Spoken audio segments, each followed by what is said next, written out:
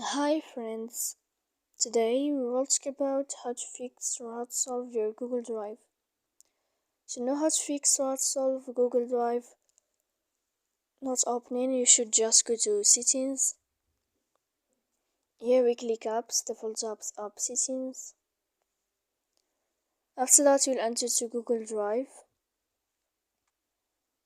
Then we click on first stop and we click OK. After that we'll enter to storage.